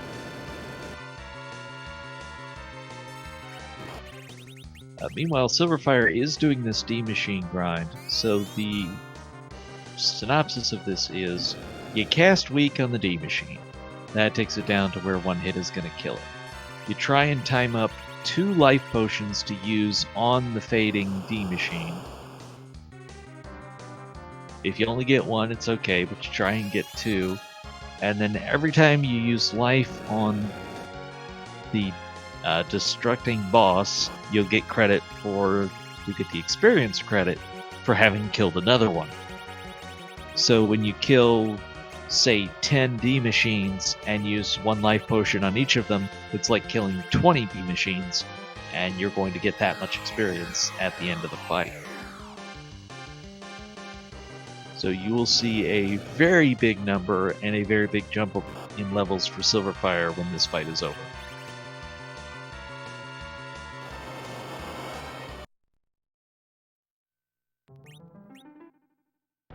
Fred using the melee strats against Ogopogo, which causes no counterattack, and we see the difference. neerrm's gonna redo the fight. Get a white spear from Ogopogo, which if you got Kane, that's a great weapon, but Fred does not have Kane. But I actually don't think Fred's checked the spot yet, so Be an interesting decision when he sees it's Kane there. I think when it happens, you're going to be a lot more inclined to take Kane. Of course, it'd also be a great thing for Edge to throw. We found Edge, which I don't think we're going to. Yeah, it's looking unlikely at this point. At this point, we haven't seen Rosa, we haven't seen Yang, and we haven't seen Edge. One's going to be in the Giants. One is going to be the character in Kaipo. And then I think that there's was another the twin, so it's Package. Yeah, And Baron. Sorry, I meant, the character in Miss, but yeah. And then, Baron, you're right, for the other one. And still, the seed just doesn't reward going to the alternate location. You gotta come here. Are we all just assuming at this point the Mist Dragon's gonna be the crystal? Just call your spot, folks. Who's guarding the crystal? So, I am not sure. I'm gonna say this seed's gonna be more rough on them. They're gonna get I'm gonna say they're gonna get the Baron key that'll take them to get the crystal from the Baron King spot. There are so many troll paths this seed could still take, and Chad is just embracing the idea of so many of them. You could have Mist Dragon behind the package. You could have the Odin spot, which would require the Baron key.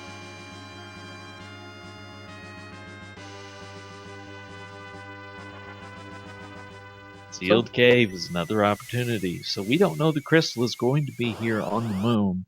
We just know that somehow our progress is here on the moon.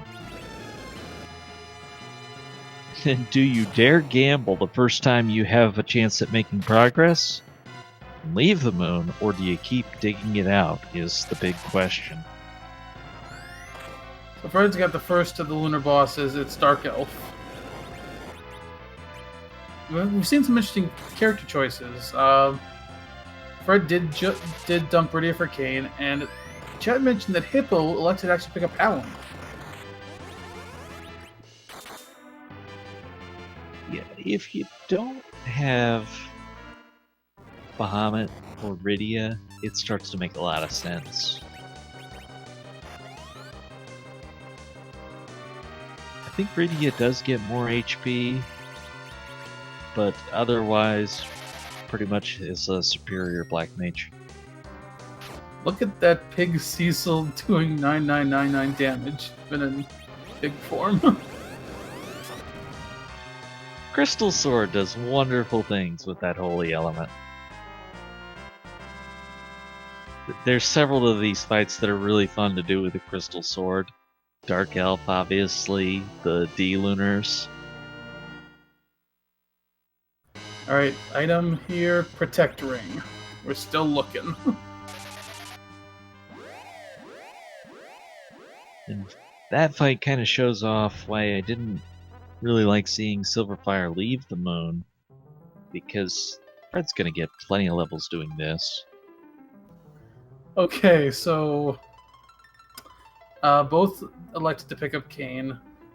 neerrm finally said bye to Edward. I don't know who Hippo dismissed. He unfortunately had some glitched sprites. Quick couple questions in chat. Are these players on separate teams? Each of them is running for themselves. Another question was, is Captain Bygone a boss? Would you like that one? Yep, Captain Bygone is in the boss pool. We could see him at some point. If we saw every boss in the game, though, we will not see one. There is one less spot than total number of bosses in the pool. Just as an aside. Right. This is a good little piece of information to throw out there.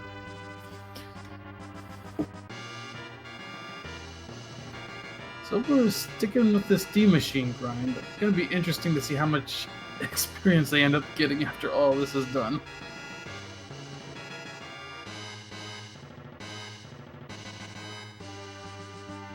There's a question about Evil Wall. We actually already saw Evil Wall back on Mount Hops. That was the answer to our question. 854,000 experience. 57 levels for game. It's a fair bit.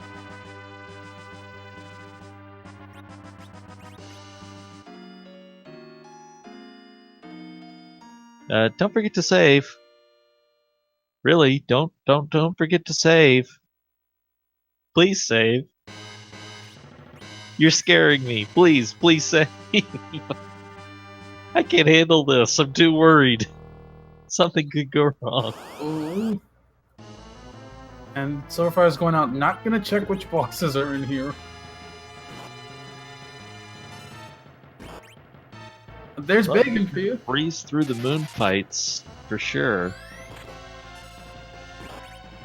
Speaking of Bagan.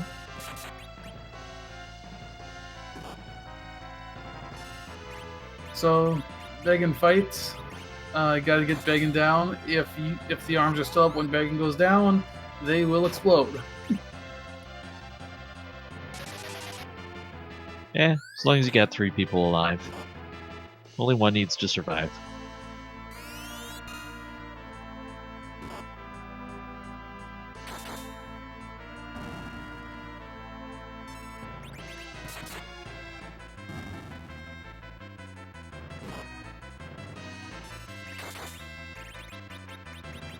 So if you're the runners at this point, you're an hour 40 in. Nobody has finished. Are you feeling good? Are you feeling bad? How are you feeling at this point? Well, you're feeling bad about the seed, but here's the thing. You've done everything. There is the only person who has taken any divergent path was Fred. He checked the top of Tower of Babel. So he has done literally everything you could do at this point. There was no other play to be made. And nobody's done, so you can't feel bad. Yeah, a seed like this, as chat brings up, this is, and if it's a seed that's very linear, where you really don't have much to choose from, execution is going to win out over your choices.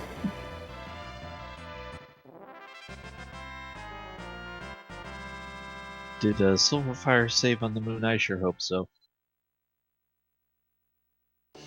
I think chat said save and sigh of relief there, so.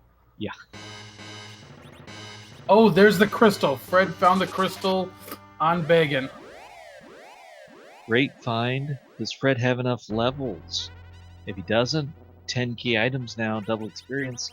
Could grab more if he wanted to, but I think those are probably pretty good. Well, he's using the exits. Does have the pass, so you can go back to Toroya and go to Zeromus that way, especially if you want to grind some more levels. Checking his agility on Cecil. The objective would be at this point to keep under 29, but 28 would be the best level he could be at, unless he's got, say, a curse ring or something that could drop his agility enough. But I think he's too high to get down to 14. Alright. So Fred is gonna go grind a little bit. But neerrm is almost through Beggin. Also gonna grab that crystal. We'll see what they would like to do next.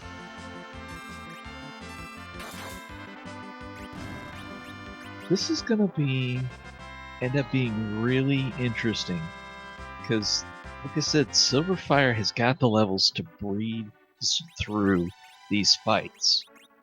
And finding the crystal, there'll be nothing stopping Sylverfyre from going straight to Zemus. neerrm, I think, probably has enough plays to go straight to Zemus. Fred wanted a little more security than that. He's got Porum a little too low to survive a full power Big Bang.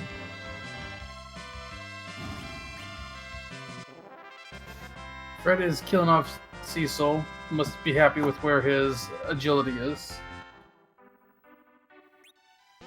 Let's see. Actually, is that agility right at 28? I didn't see it when he checked this the stats, but I'm thinking in my head that works out. Because I usually think of Cecil's level in terms of what I target when I'm subtracting agility from him. But if you're not going to subtract agility from him, he's probably right. But neerrm also has the crystal now. Now it's going to be a race between these two to get to Zeromus and win.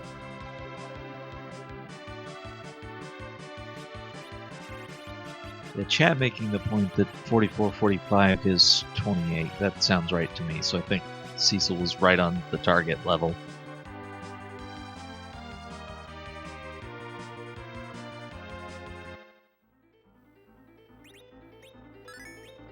neerrm's also leaving the moon. Fred must be happy with his levels. He's going for Zeromus. The one big thing about taking this path to Zeromus instead of walking to the moon is if you have to do it over again, for some reason, if anything goes wrong, it is so much faster to get to Zeromus from this path than a save on the moon. It's such a longer walk. Yeah, that's true. You're going to get a full heal, though, so you don't have to heal up before going here.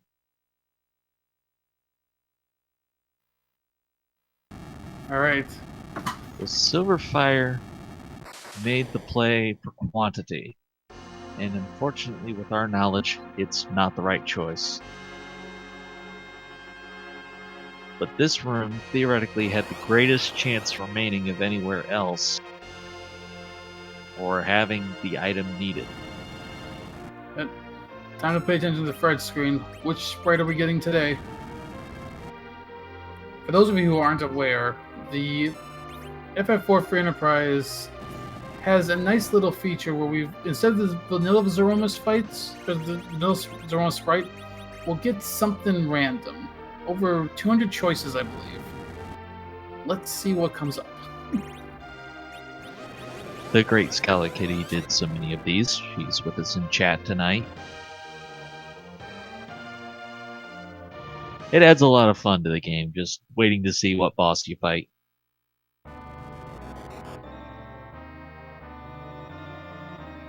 Here we go. Sylverfyre fighting the Magna Key and the Spoon. Thanks, game. It's Lich. Beware of Nuke. It's funny, I was talking about Lich earlier.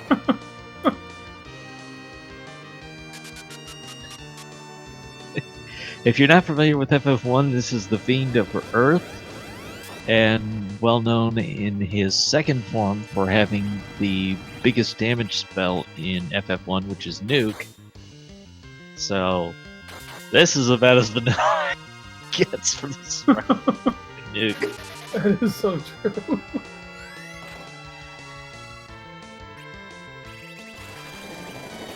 So, great damage numbers we're seeing out of Fred here. Zerg strats are fantastic. You've got Cure 3s and Cure 4s.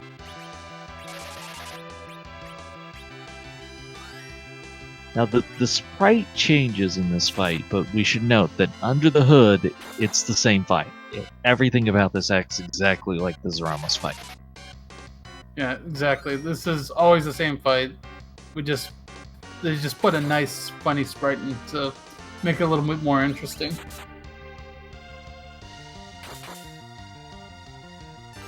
neerrm has made basically the same play as Fred. Move the adamant off Cecil. The adamant gives plus agility, which is not what we want. We want minus agility. Cecil. 50 is a number that, if you're going to use the drain sword, you'd actually want to go higher with Cecil. So I'm kind of curious about stopping there.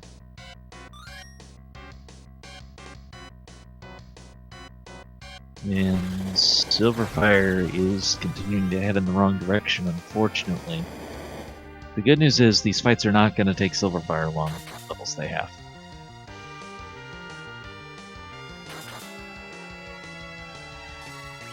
Fred in great position. neerrm likewise. Yeah, he did eat a different fight from neerrm than Fred. Yeah. Fred did eat a full power Big Bang, but his HP is more than high enough to take that.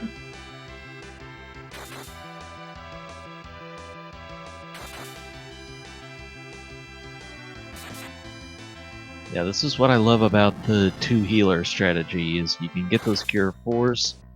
Pusoya can do cure 3s if you're nerfing the Big Bang and restore somebody on the counter nuke. And if he's doing cure 3s, slows, berserks, he will not run out of magic points in this fight. He's got plenty for that. Cure 4s will drain it pretty fast though.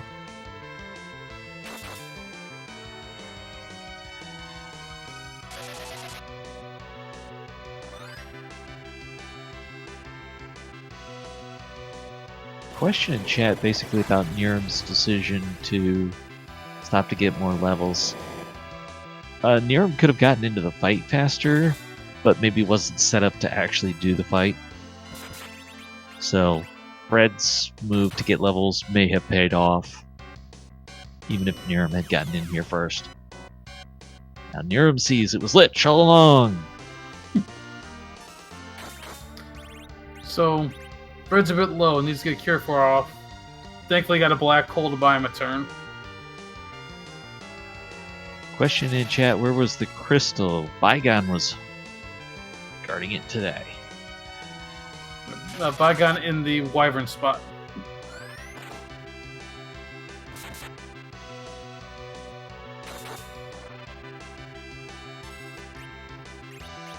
Question chat, why is Hippo checking chests?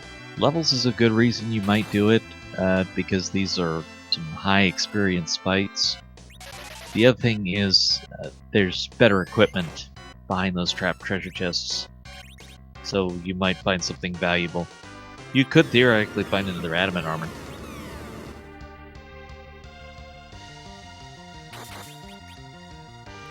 Fred's in the Meteo phase. He's almost done.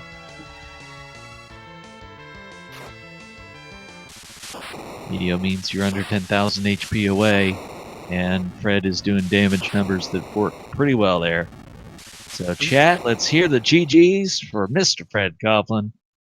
Logging in SRL time, 1 hour, 52 minutes, 24 seconds. And hopefully will join us for a few words. And I know exactly what I want to say to him when he gets here too.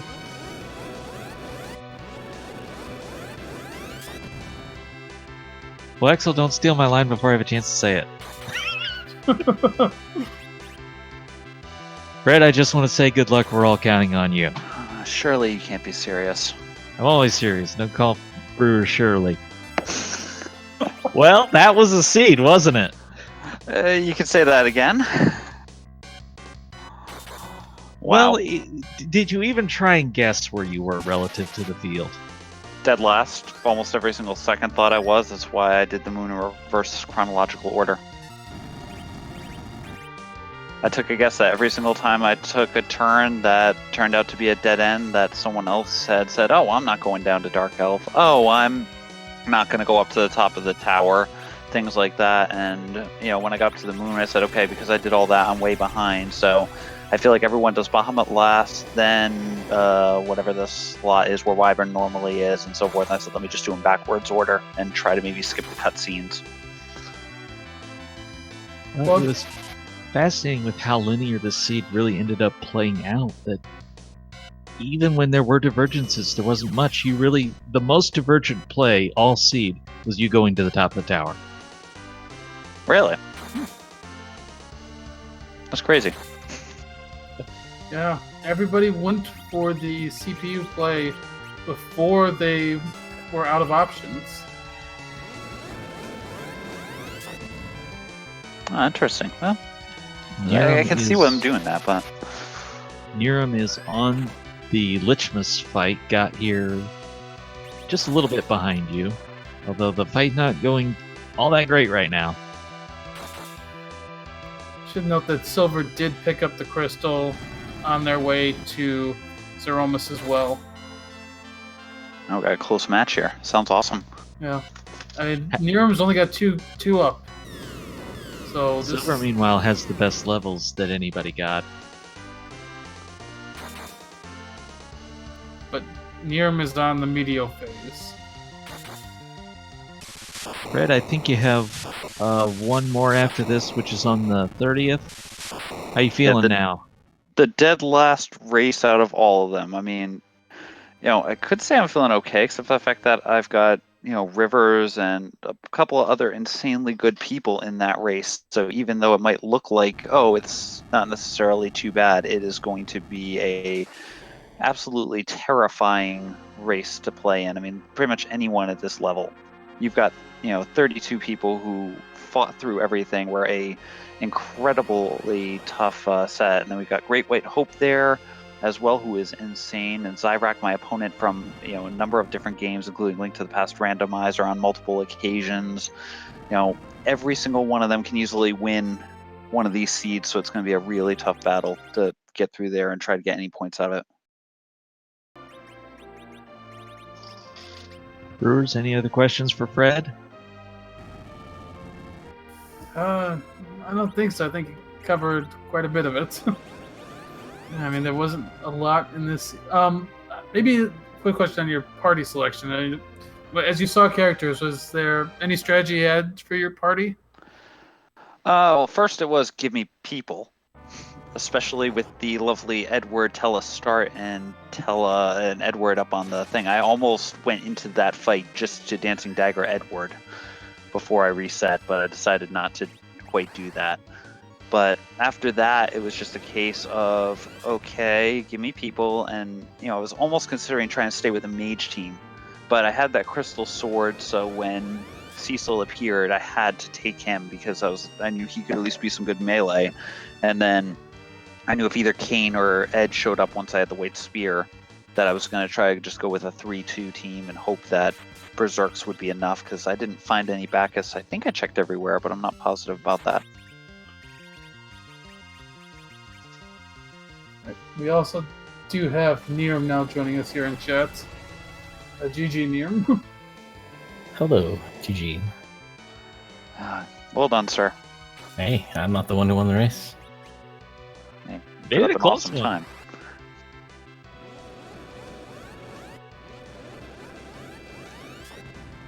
time. So neerrm, what was your biggest thought coming away from that seed? It was a fun start.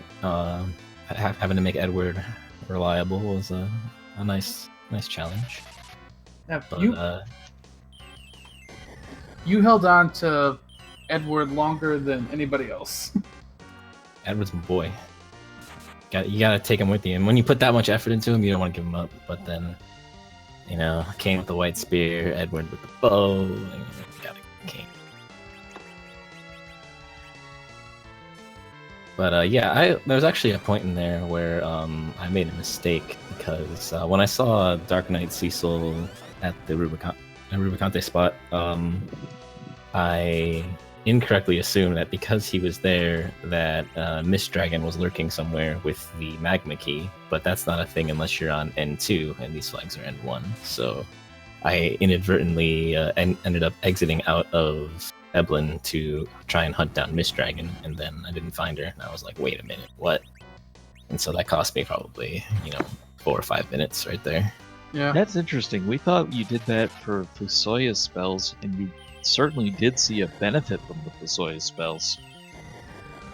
I mean, Fusoya already had Quake at that point, and then obviously he didn't have Nuke at that point. Like, Nuke would have been 1 or 2 battles away, and he already had the adamant armor at that point, so he was going to be pretty much unstoppable beyond that point. So it was a little unfortunate that I made that much of a mistake. It is what it is. Any other thoughts about this one? It was pretty standard. A lot of mandatory fights that were a little bit challenging. CPU was a fun one. I wish I had done more grinding before I had attempted CPU. It would have sped everything up in general by a lot. And then just, pretty standard across the board. Like, go get the darkness crystal in the underground, go to the moon, get your crystal. I didn't think it was anything like crazy out of the ordinary, especially the start was rough, but like after getting adamant armor in Fusoya, it was pretty much smooth sailing at that point. Adamant armor. I want some adamant armor. Just a quick update. Sylverfyre with the third place finish at 159.29, and Hippos has decided to withdraw at this point. Sylverfyre, GG.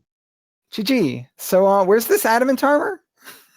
Twin, the twin harp. Twin harp. Okay, Maybe. I skipped that when I got the hook.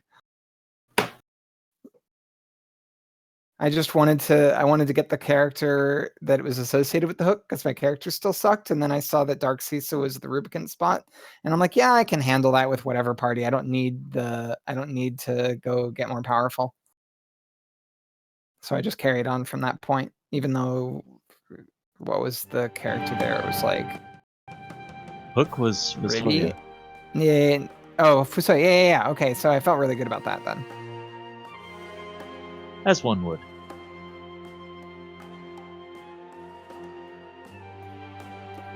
So this, I guess the biggest divergence in your case in particular was the boss order selection. Do you want to talk any about that? So yeah, what I did after, so first of all, I skipped Twin Harp, but then when I went to the underground, I immediately beelined for Land of Summon Monsters because I saw both of the bosses there were things I could tackle without additional characters. However, the first time I went up against CPU, I did the Float Reflect strat, but it ended up with Float being on the Defender. And like I tried to out DPS the Defender even with stacking slow on it, and I just couldn't do it. And so I probably lost 10 minutes there. That was probably a poor judgment call. I thought that Fusoya's Quake doing with the Stardust Rod would do enough, but it just didn't. But when they got the Darkness Crystal from it, then I felt really good. And I'm like, okay, it doesn't matter because that kind of repays the time that I lost. And so I felt okay about that. If you watch this one back, you clearly had a lead when you went there. Uh-huh. Clearing through, but neerrm was able to actually get through the fight faster than you did.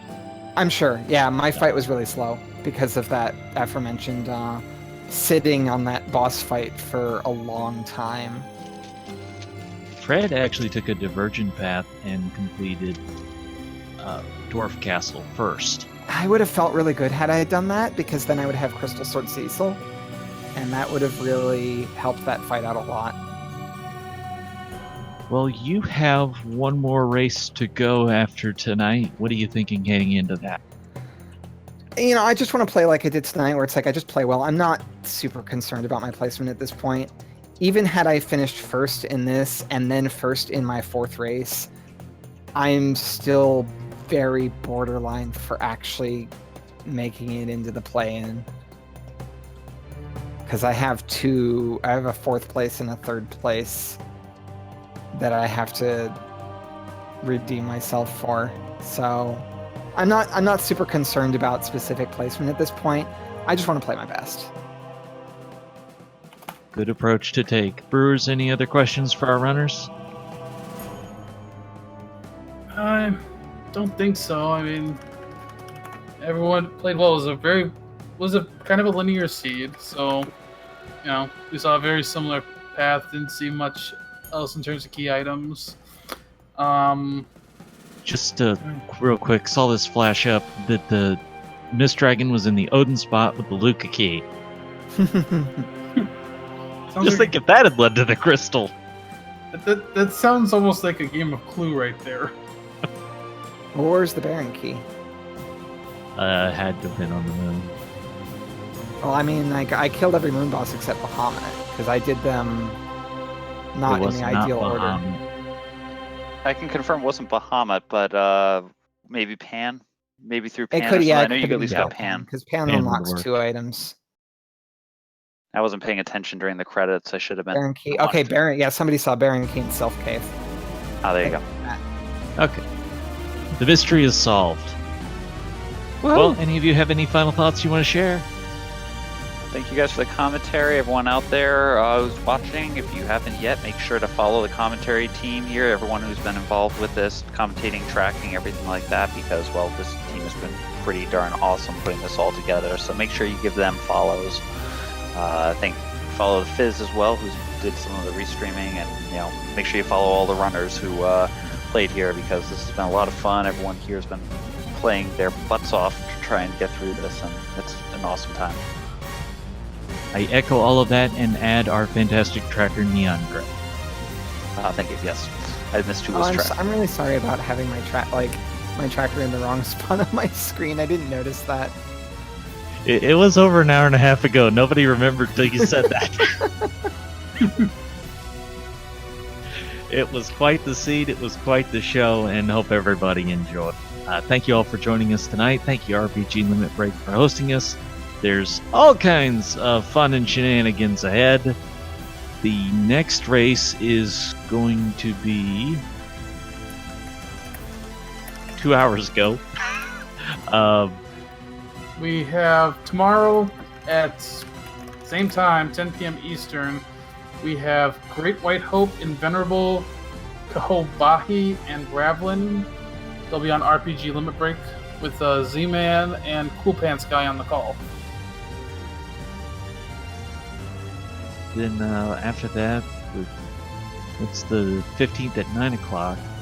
Then the 16th at 9 o'clock, also on all is on RPG Limit Break, I believe.